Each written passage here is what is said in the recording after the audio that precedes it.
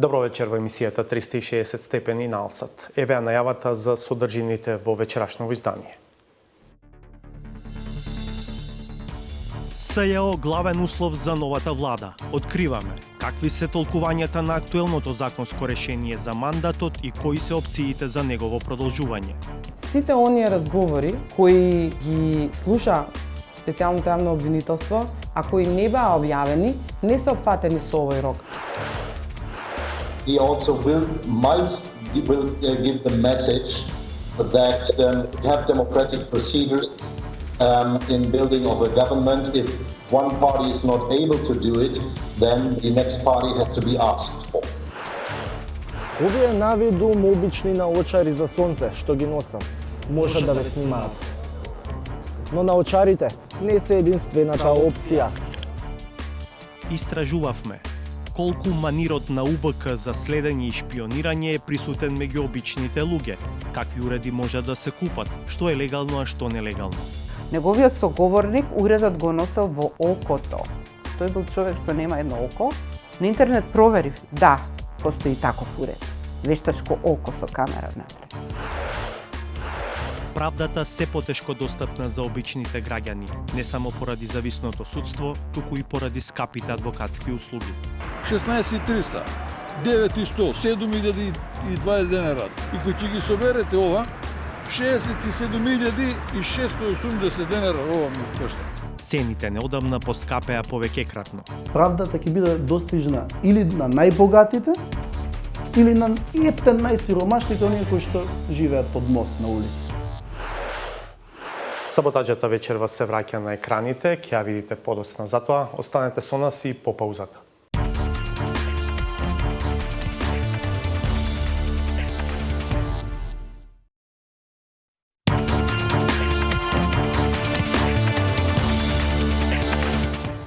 Гледате 360 степени.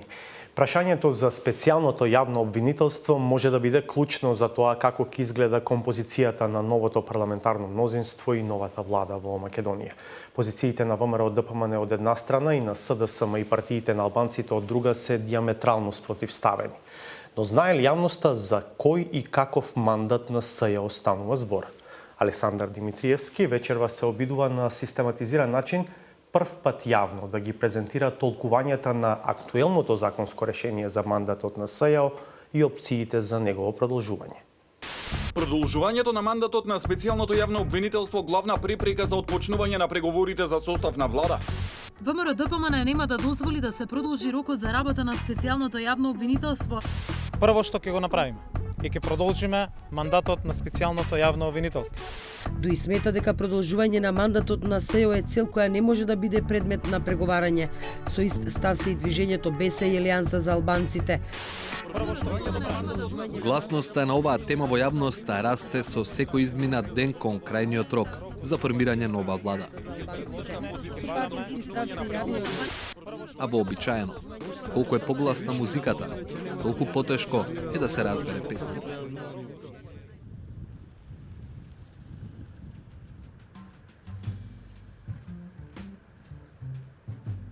Кој мандат на СЈО всушност истекува?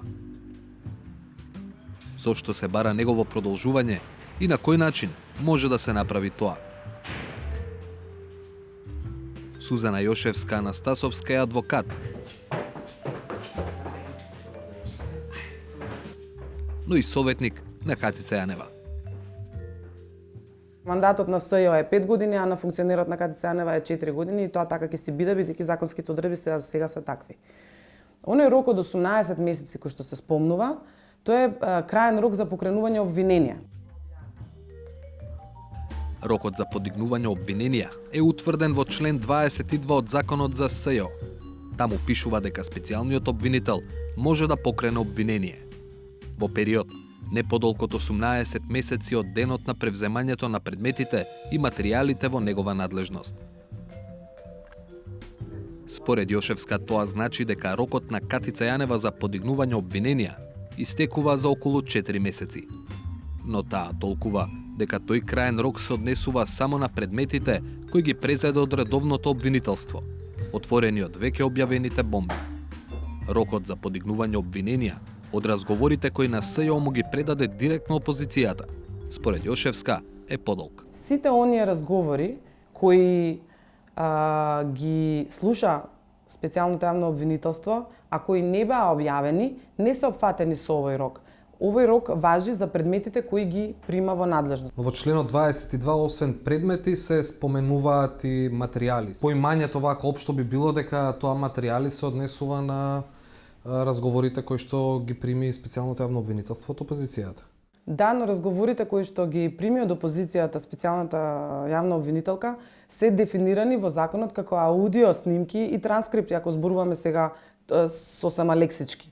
Не се дефинирани како материјали. Материјалите се однесуваат на предметите. Предметите кои што ги примаат со соодветен доказен материјал и ова материјали не може да се однесува на аудио снимките и транскриптите, бидејќи како такви се дефинирани во членот 2 од Законот за специјално јавно обвинителство. Ставот на Јошевска навестува дека СЈО нема да се осврнува на рокот од 18 месеци, кога ќе поднесува обвиненија за предметите кои произлегуваат од прислушуваните разговори, кои ги доби од опозицијата. Дали со ваквото толкување се согласуваат и останатите институции, првиот тест ќе биде судот кој би добил обвинителен акт по крајот на јуни. Но, законската недореченост не е главната причина зошто толку се дебатира рокот за обвиненија на СЈО. Тоа е фактот што 18 месеци за обвинение има и редовното обвинителство, но рокот кај нив почнува да тече многу подоцна. Доколку во вообичаените јавни обвинителства вие поднесете кривична пријава, тие имаат рок од 3 месеци да ви известат што ќе се случува со вашата кривична пријава. И тие можат да ви известат, ја земавме во работа, во тек е предистражна постапка и повторно имаат еден долг рок, една голема слобода на истражување во неограничен временски период. И сега тоа го уживаат вообичаените јавни обвинители, додека оние од специјалното јавно обвинителство го немаат тоа. Односно, мораат во рок од 18 месеци, без разлика дали е предистражна или истражна постапка, мораат да одлучат дали ќе покранат обвинителен акт или ќе ја запрат постапката. Дали со овие разлики во роковите всушност се доведуваат и граѓаните во неравномерна положба пред законот и пред правдата? Ова нееднакво се однесува најпрви на самите обвинители, едните имаат подолго време да работат, другите пократко време, потоа на сторителите кои се под прогон на обвинителствата, за едните може да се истражува подолго, за другите има краток рок каде што треба да се истражува, и на крај, но не и најмалку важно, за жртвите во овие постапки. Односно, за некои жртви вие може да истражувате со години и потоа да ги обештетите, а за некои жртви има краток временски период во кој специјалното јавно обвинителство може да одлучи дури и да се откаже од гонење на некои сторители, а со тоа воопшто да не бидат надоместени жртвите во тие предмети. Но, кои се начините специјалното обвинителство да добие недвосмислено еднакви рокови со редовното обвинителство? Пред каков бил одговор, важно е да се потсети дека законот за СЈО одамна е оспорен пред Уставниот суд и дека во собранието законот не беше донесен со просто мнозинство. Согласно точка 1 од амандманот 30 на Уставот на Република Македонија, овој закон се донесува со двотретинско мнозинство гласови вкупниот број пратеници. Универзитетот на Југоисточна Европа, како и другите високообразовни институции, се на зимска пауза.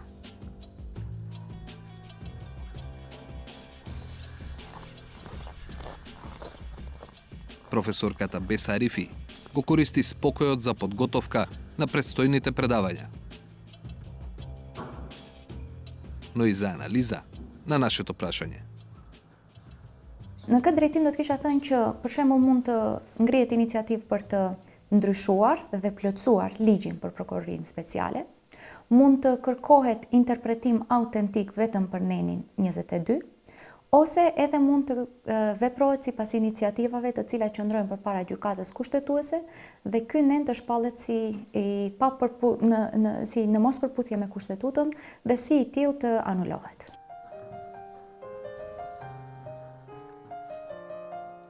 Но додава Арифи, измени или автентично толкување на законот за СЈО во собранието ќе значат и поддршка од 2/3 од пратениците. Што што во актуелниот политички момент се чини невозможно. Според неа, чист пат СЈО во моментов може да добие само ако се собере мнозинство во Уставниот суд, кое би го укинало членот 22. Prokuroria e rregullt ka të drejtë që deri në 18 muaj në rastet më të rënda të ngrej akt akuz pasi të ketë përfunduar hetimet. Mi po, afati në kuadër të ligjit për procedurë penale, që i përket prokurorisë në këtë drejtim, është një afat jo prekluziv, po është një afat instruktiv. Do të thotë, prokuroria këshillohet që brenda 18 muajsh të ngrej akt akuz. Por në qoftë se nuk ngren brenda 18 muajsh, ajo nuk e hupën të drejtën që të ndjek atë rast penal. Për shkak se ai afat, domethënë te kalimi i atij afati nuk ka pasoja për ndjekjen penale në tërësi. Gjë që nuk është e njëjta tek ligji i prokurorisë speciale, ku afati është vendosur në mënyrë prekluzive. Dhe domethënë në qoftë se kalojnë ato 18 muaj, faktikisht prokurorisë speciale i pamundsohet ndjekja e veprës penale në bazë të parimit të legalitetit që ajo duhet ta ketë. Јануари е вообичаено студен месец. Денот трае кратко, но се зголемува со приближувањето на пролетта. Сепак, политичката е климата од која ќе зависи дали специјалните обвинители ќе добијат и повеќе денови за истраги, а со тоа и поголеми шанси вистината да излезе на виделина.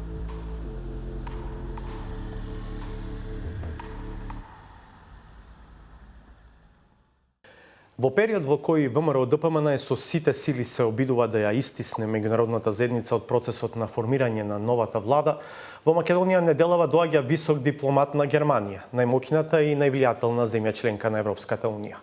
Станува збор за Кристијан Хелбах, новиот германски специјален пратеник за Балканот. Самиот политички момент во кој се случува ја прави оваа посета исклучително интересна. Каков е распоредот на германскиот дипломат и кој е Хелбах? Повеќе од Владимир Мирчевски. Името на Христијан Хелбах не значи многу на домашната јавност, но неговата функција, специјален пратеник на Германското министерство за надворешни работи за Балканот и моментот во кој доаѓа, период на институционален вакуум и на формирање влада, и дава специфична тежина на посетата. Нашите извори во неколку од партиите велат дека средбите на Хелбах се планираат за четврток и петок. На дневен ред се одвоени состаноци со лидерите на 5 партии и коалиции: ВМРО-ДПМН, СДСМ, ДУИ, БЕСА и Алијанса за албанците. 57-годишниот Хелбах, дипломат од кариера, доаѓа на местото на Ернст Рајхел, кој повеќе пати ја посетуваше Македонија во изминатите години. Хелбах е со големо искуство од регионот. Беше амбасадор на Германија во Босна и Херцеговина, бил на дипломатска служба и во Србија. Германскиот специјален пратеник за Балканот е единствениот странски представник што доаѓа во земјава во овој деликатен политички момент, период во кој дипломатите во Скопје се изложени на притисок од ВМРО-ДПМН да се држат настрана во процесот на конституирање на новата власт. Посетата може да се смета за континуитет на заселениот интерес за Македонија на германската влада во која канцеларката Меркел е од десничарската ЦДУ, а министерот за надворешни работи Штајнмајер е од левичарската СПД. За пораките што ги носи Хелбах може да се претпоставува од досегашните јавни настапи на германската влада во кои се нагласуваше дека новата влада треба да ги спроведе препораките од извештајот на Приве, кој самиот е германец. Се потенцираше и потребата од непречена работа на специјалното јавно обвинителство за, како што рече во својата последна изјава шефот на германската дипломатија Штајнмајер, да се казни злоупотребата на власт и моќ во Македонија. Остануваме на истата тема. Анализата за предстојната посета на германскиот специјален пратеник за Балканот ја продолжуваме со директорот на германската фондација Фридрих Еберт за Македонија и за Албанија, Франк Хантке. Господин Хантке го имаме на видео врска од Тирана. Добре дојдовте во 360 степени. Моето прво прашање е како треба да гледаме нова посета на специјалниот пратеник на Германија за Балканот и може ли да се насетат пораките кои што тој ги носи со себе во Македонија? Yeah, so first of all, thank you for calling me. It is interesting that Mr. Hellbach now is visiting Macedonia since I think it is a good moment in the situation where we have, let's say, somehow a vacancy He, I think, follows the track which Mr. Reichel already took, and he will contact all the stakeholders in Macedonia. And so I think with his visit in this time, wants to give a strong support of the democratic process in Macedonia. He will try to help that all the parties will find now a solution to find or to develop the next government, which is based on democracy and based on the willing to come back on the route to the European Union. So from this point of view, he also will give the message that we have democratic procedures in building of a government. If one party is not able to do it, then the next party has to be asked for. Интересно. Какви во генерални црти се интересите на Германија во овој регион и во Македонија? First of all, I think we should talk about the European interest. Germany is part of the European Union, and the European Union is still willing to integrate the Balkans into the European Union as fast as possible. So the messages also will be European messages, not German messages. One of the messages, of course, that we need, again, the rule of law. We need work of the Special Prosecuting Office, the SUJAO, which is an important part of giving back the people trust into the institution, trust to politics. Since we will not be able to make any integration, not any integration process even, without people, without the trust of the people in this process, in the people who are responsible for this process, and of course we need the active participation of the people in these processes. It cannot be done for the people or without the people, so we need trust building, and this only can work when we have the rule of law. Има ли големи разлики меѓу двете главни партии кои што ја составуваат во моментот германската влада, ЦДУ на канцеларката Меркел и СПД од која што доаѓа министерот за надворешни работи Штајнмајер во однос на регионот и на Македонија? I don't think that there in general are differences between the two parties. As I said, we are not making, or we are not thinking in party politics or national politics when we are talking about the integration of the Balkans and the integration of Macedonia into the European Union. So in general, of course, the targets of both parties are more or less the same. Of course, there might be differences how they estimate processes, etc. But in general, I don't see the remarkable differences. Both of the parties, like the whole German policy, is still working for the European integration of the Balkans and Macedonia, of course. Добро, убаво е ова да се слушне. Ви благодарам многу, господин Ханке, за гостувањето во 360 степени. Овде ќе направиме нова пауза, но останете насад, зашто следуваат уште многу интересни содржини. Овие навидум обични наочари за сонце што ги носам, може да ве снимаат. Но наочарите не се единствената опција.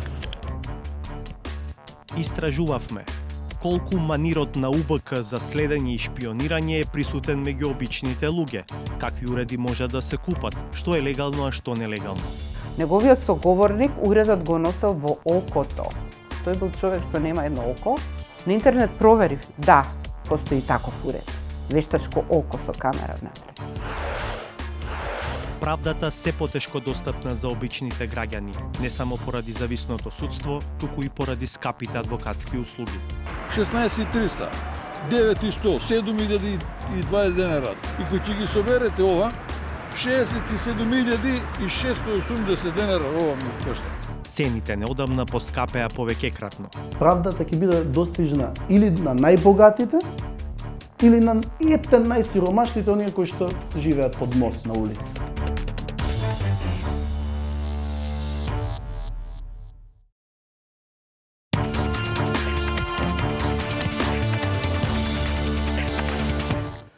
Во ехото на големиот скандал со прислушувањето, кое според наодите на СЈО го направила УБК, истражувавме колку тој манир на следење и шпионирање е присутен меѓу обичните луѓе. Секако првото прашање при тоа е дали, каде и какви се прислушни уреди можат да се купат во Македонија. И второто е, има ли законска регулација на оваа сфера? Еве до какви сознанија стигна Петар Клинчарски.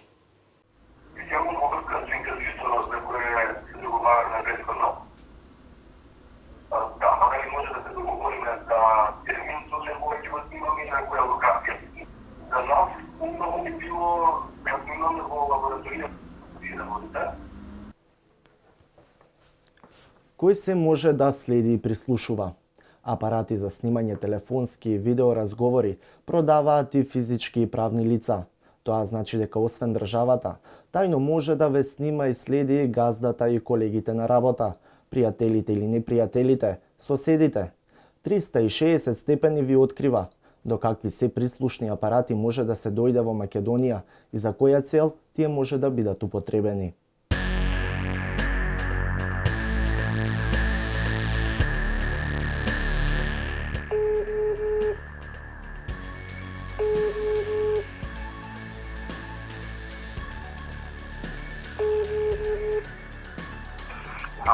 А се јавувам во врска со огласот кој што го видов на интернет за апарат за прислушување и за видеонадзор. Заинтересиран сум за купување на опремата, меѓутоа ме интересира малце повеќе податоци на кој начин функционира и на кој начин може да се користи. Значи тоа треба да се стави во него сим картичка од било кој мобилен телефон и има опција да му давате вие команда преку SMS пораката, снима видео или да снима аудио. Исто така можете и директно да се јавите на самиот број што ќе го ставите, значи на самата сим картичка што е во апаратчето и да слушате директно што се разговара во самата просторија. Кога би можеле да дојдеме да го купиме апаратот? Да видиме како исто функционира, ни објасните. Моментално сум излезен, значи би се слободил на 4-4,5 часот. Добро, ајде ќе се пречуваме после тоа. Еве гледам, окей.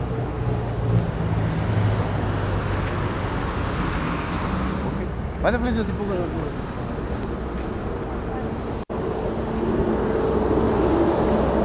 Зимаш само телефон и звониш на бројот што ти е или кој број ќе оставиш, не е битно. Задзвонува автоматски си крева. Ни дрма, ни звони ова. Ти да се дереш од тука, не можеш да слушаш. Да. И само го слушаш само ова.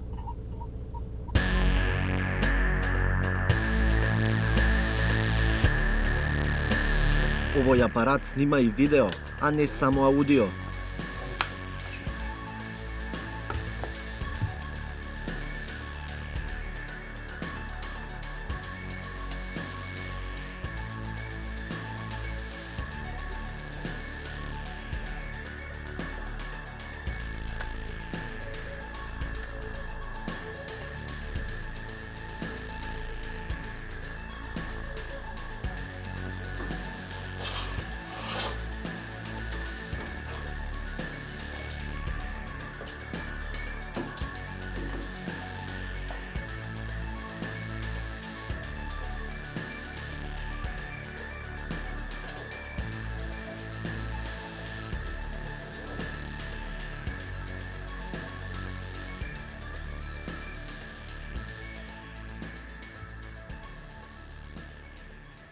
Ало, добар ден, професоре.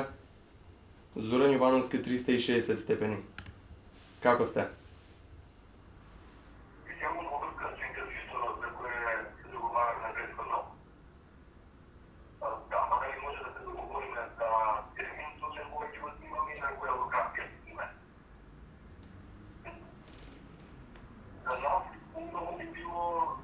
Во вашата лабораторија каде што работите, за да може и визуелно да кажеме како ги изведуваат експериментите при истражувањето.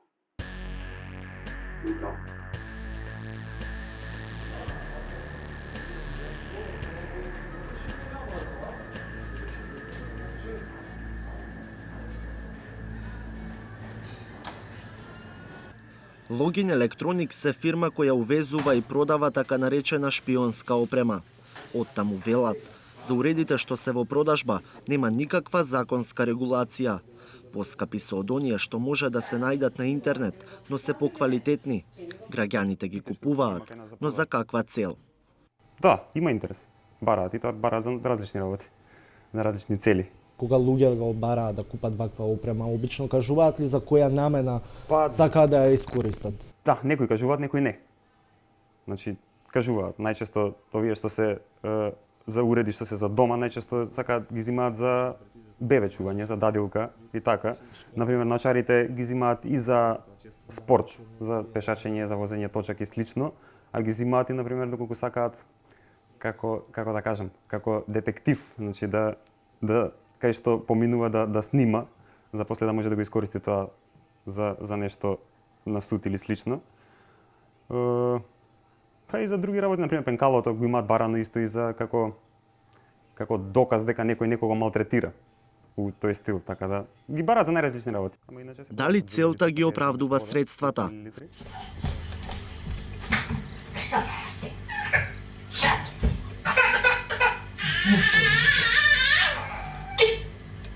Јавноста се уште се сеќава на случајот со дадилката која тепа 9-месечно бебе, а родителите по тајното снимање случајот го пријавија во полиција. Снимката беше доказ во судска постапка.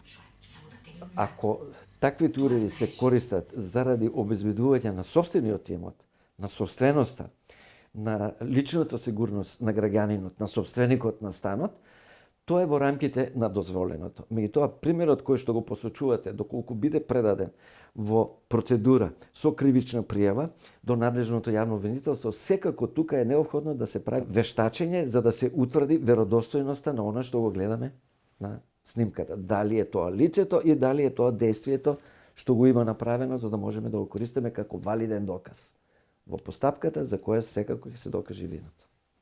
Прислушувањето и следењето се опфатени со два закони во Македонија. Во законот за кривична постапка се вели дека само судот, по барање на јавен обвинител, може да одобри посебни истражни мерки, како снимање и следење. Кривичниот закон пак ги регулира казните за неовластено користење уреди за тајно снимање, кои одат до затвор, најмногу до 3 години. Дали и какви материјали граѓаните може да користат за докажување нечија вина или своја невиност пред судот на правдата, каде завршува приватноста, а каде почнува јавниот интерес. Адвокатот Наков препорачува луѓето да не користат вакви уреди за снимање, бидејќи се граничат со дозволеното и може да се најдат во ситуација да одговараат кривично. Законот за кривична постапка ги кажува правата. Во кој случај може да се користат такви средства, секако по наредба на јавниот обвинител. И дека користењето на таквите средства во една постапка се фактички валидни и можат да се користат како доказ на самото судење или, кој што викаме ние правниците, на главната расправа. Воспротивно, доколку и полицијата или било кој граѓанин има на располагање, треба и нужно е преку јавното обвинителство да иде целата таа работа. Воспротивно, тоа не се докази валидни за да можат да се користат во постапка со која ќе биде донесена и валидна пресуда.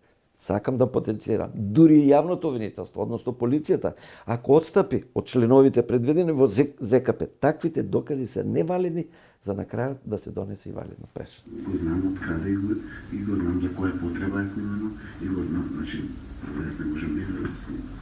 Јавноста неколку пати досега имаше можност да види видеоснимки, направени со посебни истражни мерки, кои според квалитетот наликуваат на снимки направени со уредите што се слободно достапни на пазарот. Снимките, наместо да останат тајни и достапни само во судска постапка, завршија на интернет. Јавното обвинителство никогаш не откри како се случило тоа и кој треба да одговара за незаконското објавување. Власта користи необични уреди за снимање, вели професорката на Природно-математичкиот факултет и овластен судски вештак по физички науки Мимоза Ристова. Се повикува на лично сознание од еден од јавно експонираните судски случаи. Власта наша, сегашна, не само што инкриминирана во оноа следење на комуникации и пресретнување на комуникации, туку се служи со многу вакви гаджети, да ги речеме, играчки, од кои што во еден од, мислам дека во Метастаза беше искористен таков видеоуред и тоа еден од моите пријатели, жртви на овој случај, тврди дека неговиот соговорник уредот го носел во окото. Тој бил човек што нема едно око.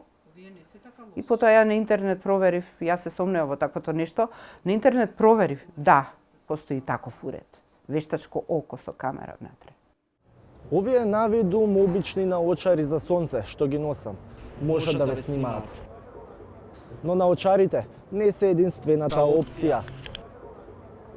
Напредната технологија овозможи со помош на паметните телефони кои ги користиме речиси сите да ве стави во позиција да бидете слушан или да може да слушате без да мора да го притиснете зеленото копче на телефонот.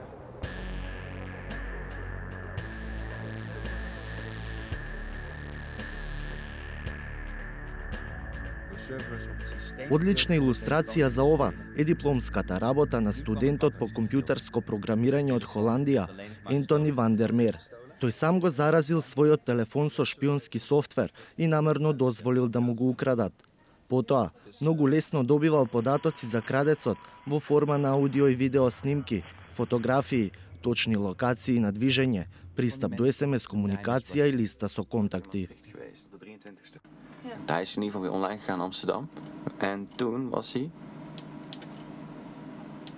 waar hij nu heel vaak is. Dus dit is zijn huis. Zou ik nog een foto proberen te nemen? Ja. Misschien heeft hij hem nu veranderd. Take picture bijzonder. Opdracht verwerkt. Oh, weer wat binnen. Ja, dat is die foto. Ja, what the fuck joh? Vol in beeld.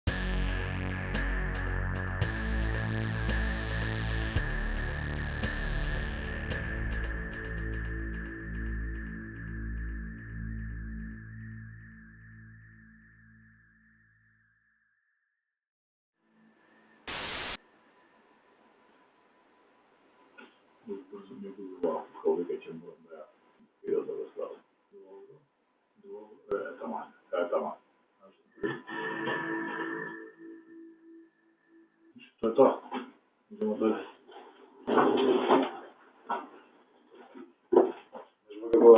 Ти ќе видиш што се може да ти направи. Како човек се најде да користи телефон.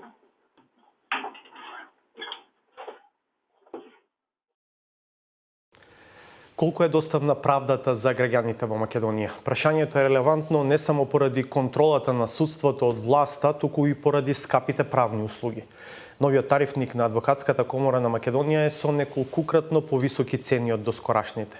Адвокатите имаат свое објаснување, но дилемите за оправданоста на новите цени останува. Никола Здравковиќ. Нов ден во Скопје. Градот кој денеска на дел од жителите ќе им пружи шанса од своите работни места да го израдуваат капитализмот. На друг дел пак ќе им отвори нови фронтови. Исклучок не се ниту судските работници и адвокатите. За нив нов работен ден.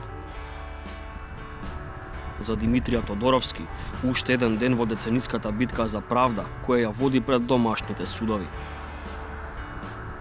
Зад лицето на човекот кој би требало со уживање да ги очекува пензионерските денови, се крие човек кого поранешниот работодавец и државата 10 години го оковале за судските столчиња. Првите му приредувале секојдневни сопки пред да го отпуштат по 38 години работен стаж, додека втората му одзела земјиште на водно. Јас го имам тоа, сите документи се. Кога е купено, од кого е купено, правосилно решение имаме дека е купено, признаници од тој што ни го продал. Значи има признаница дека признава дека земел пари, примил тога и тога. Еден заверен у Шабас, дури одевме за да му доплатиме на човекот. Значи сите работи. И судот никако тука само се менјаваат овие, а никакви сега средства нема горени. Сега јас ќе го добијам ремонт, ама мојот адвокат си бара пари. Еден дел ми земал 180.000, тоа 3.000 евра. И сега ја пак го влече, колку има 3 години и она го држи 4, па сигурно ќе ми отидат уште 3.000 евра, сигурно. Годините минати низ судските ходници оставаат трага врз лицето и волјата на Димитрија. Но најголема трага се чини оставиле врз неговиот џеб. Значи мачење, тоа се кошта пари многу, тоа судиите влечат, адвокатите влечат. И судиите и адвокатите се у исти ранг се. Само ги интересираат парите и се устање да те одерат. Само измислуваат, пишуваат уствари и додека дури не те прашуваат што треба да напишеш. И ја на поверење. Овде подпиши ми, ќе му ги подпишам. Едно 6 такви листови така му подпишам. И едниот од тие работи ги искористил и си напишал доле полномошно и дека го полномошнувам да располага и со средствата мои. Дека ми извадило сметката 154.000 денари.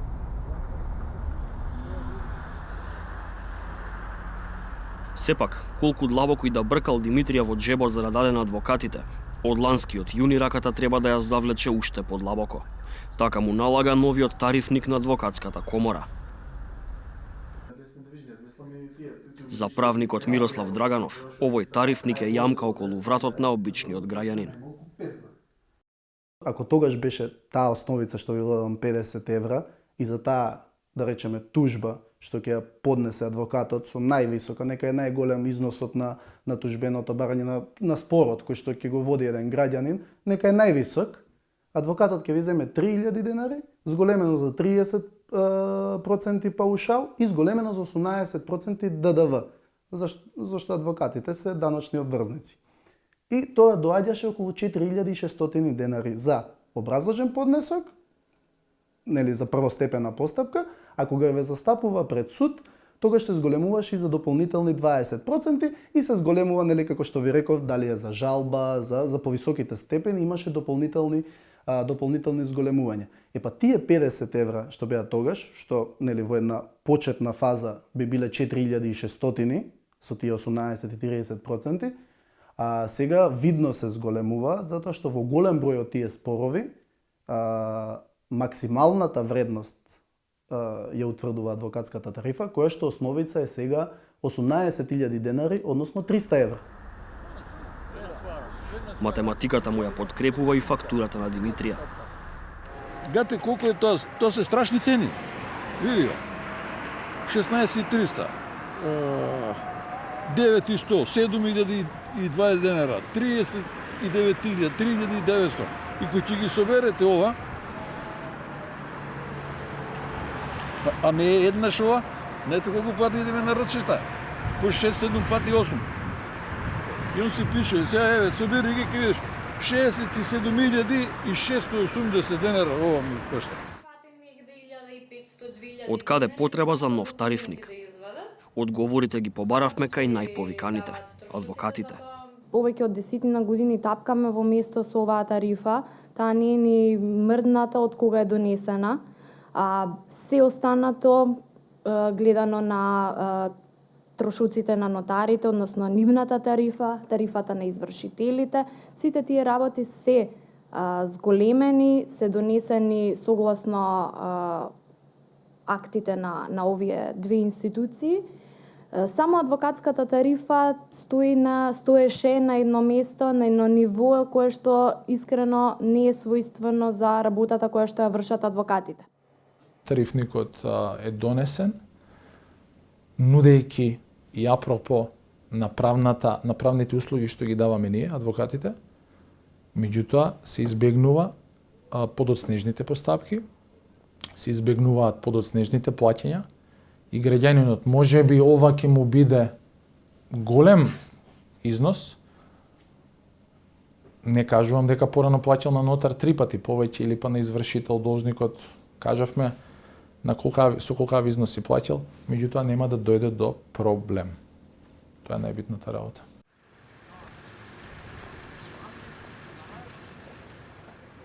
Во тарифникот на Адвокатската комора стои дека нејзиниот управен одбор тарифниците ги изготвува согласно трошоците за живот. Според Државен завод за статистика, просечна македонска плата е нешто над 22.000 денари, додека Сојузот на стопански комори вели дека едно просечно 4-члено семејство, за да ги покрие основните трошоци за живот, треба да располага со барем 32.000 денари, што значи дека семејство со еден вработен би имало јаз во буџетот од цели 10.000 денари. Знаејќи ги овие податоци, се наметнува прашањето според која тоа равенка и според кои тоа параметри тарифникот на Адвокатската комора е изготвен. Дилемите се обидовме да ги решиме со управниот одбор на комората. Од таму велат дека со тарифникот се внимавало на жебот на граѓанинот и дека македонските адвокатски тарифи се најниски на Балканот. Иако трошоците покажуваат значајно зголемување изминативе 20 години, од комората посочуваат дека тарифникот не бил согласен со нив од 1993 година. Според индексот на пораст на трошоците на живот, доколку биле тековно усогласувани наградата и надоместот на трошоците за работа на адвокатите од 1993 година, тие би биле зголемени за повеќе од 540%. Сепак, Адвокатската комора при прецизирање на тарифата, имајќи го предвид социјалниот аспект, не ги промени износите за награда и надомест за поднесоците со барање до 10.000 денари. Потенцираме и дека направена е надградба на висината на адвокатските услуги единствено за судски спорови со поголема вредност.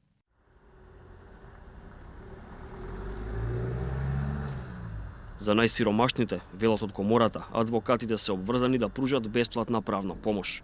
Државата ја гарантира, но дали е така и во пракса? Досегашната пракса кажува дека просечното одлучување на Министерството за правда кога има барање за бесплатна правна помош е 45 дена.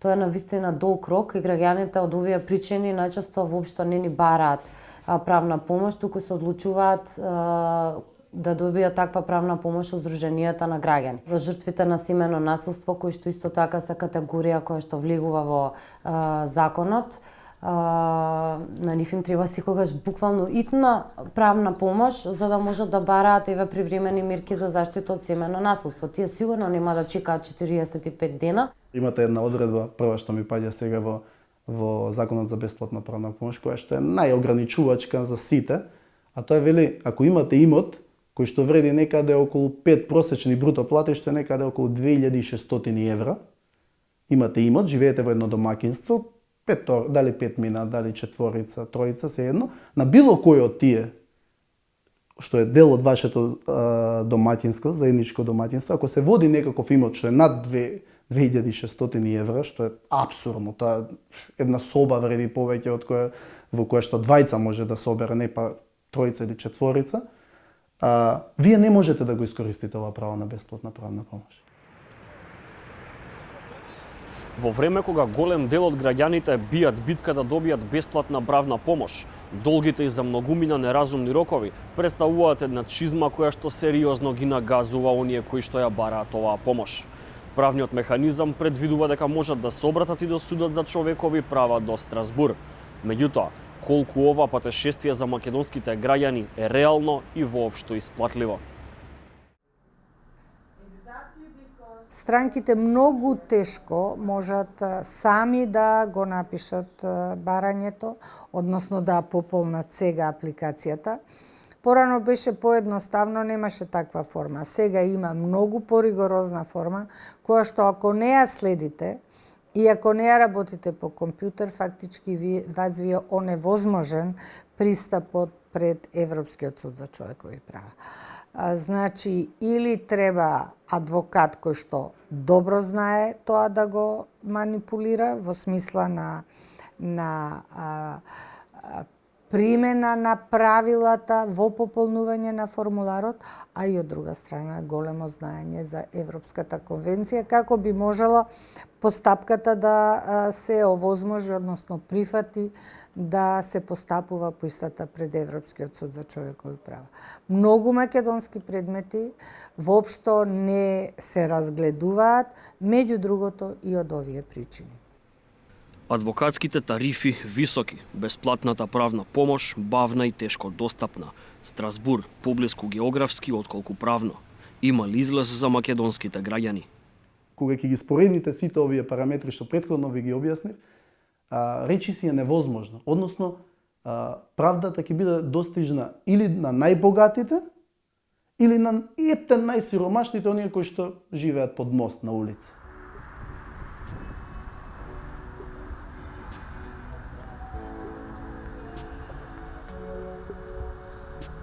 За да ја издржи децениската голгота низ судниците, Димитрија подигнал и кредит. Сиромав, нема шанс, сечи нека не се нафаќа. И многу не се нафаќаат и затоа ги губат и места, и куќи, и им взимаат и ова и тоа. А и ако имаш, треба да имаш добри пари, па да се судиш. Иначе ништо не проаѓа така. За Тодоровски одисејата продолжува.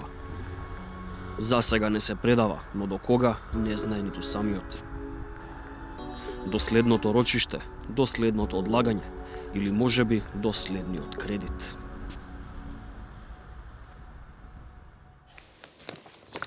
Реков, по кратка пауза, вечерва саботажата се враќа на екраните. Сречко Поповски. Неточното користење странски зборови во ситуација кога власта сака да прикаже наводна грижа за општото добро, освен подсмевот за немуштоста. Со нивниот превод само ја открива методологијата на незиното досегашно и идно функционирање. Да се релативизира напнатата политичка, економска, севкупна општествена ситуација која што за жал беше до изборите во овој временски период и после изборите. Граѓаните на Република Македонија го бараат тоа. И да се релативизира. Таа постојана релативизација на секој посочен дефект кој што го оптоваруваше минатото ги отежнува сегашноста и иднината. Совршено јасно се огледа низ неверојатно успешната променливост на карактерите, задолжени за нејзина оперативна поддршка. Добро вечер, ви благодарам на поканата, после еден извесен период е повторно на ТВ Нова. Во нова улога заврши вашиот мандат. Сега можеме повторно да ве употребуваме, да ве користиме како политички аналитичар. Употребната вредност на ваквото систематско толчење на демократијата преку концепти со кои се воспоставува целосна контрола врз сите лостови на едно нормално и функционално општество, со комплетна доминација во сите сфери, а најмногу во медиумската. Ја признаваат дури оние кои слепо и веруваат. Не можете вие во еден невладин сектор или во било кој сектор да имате плурализам или демократија доколку тој е финансиран само од едно место и од таму се игра играта. Токму таа куповна моќ која предизвика целосен колапс на пазарот ја хендикепираше јавната сцена создавајќи дефицит на квалитет, чиј единствен посакуван епилог беше моделирање на реалноста по вкус на купецот. Во неа, дури и смислата и закономерноста се третираат како спротивни на логиката. Иако ВМРО-ДПМН има најмногу гласови во Република Македонија и Коалицијата за подобра Македонија, дека сепак не е тоа поголем број од 50% и така натаму. Значи, ако одиме со таа антилогика на СДСМ, тогаш ниедна влада во Европа нема легитимитет. За тоа кој и како го црпи е навистина надвор од секоја логика да говори оној што не успеал да стаса со бројката до 61, што е рамно на еден повеќе од половината, која е потребна баш за таа легитимација, која дури и според лојалната експертиза е далеку попотребна од празнословието кое се диктира. Тоа што го кажуваш по јавноста во медиумите како изјави и така натаму дека имаш парламентарно мнозинство не може да биде релевантен доказ дека го имаш и де јуре и де факто мнозинството во собранието, каде му е хартијата каде што ќе докаже дека има парламентарно мнозинство во собранието. Во таа игра на нерви која наликува на погрешна метеоролошка прогноза, а не на реална политика, фразеологијата која се користи наликува на онаа во која сите други се глувци во однос на главниот начар. Мислам дека ќе се одмота клопчето во оваа политичка ситуација од другиот понеделник. И на крајот, за следбениците на мудрите, кои секогаш подготвени го дочекуваат одмотувањето на секое политичко клопче. За време на двегодишната политичка криза во државата, ние, жените на Гром, одлучивме да ги следиме мудрите политички одлуки на нашиот лидер и да ја завземеме вистинската страна. Ако мудрост е тоа што навреме ги менуваш ставовите, тогаш не ни можеш да сгрешиш, кога единствената вистинска страна која се зазема е она која на крајот ќе ја формира владата.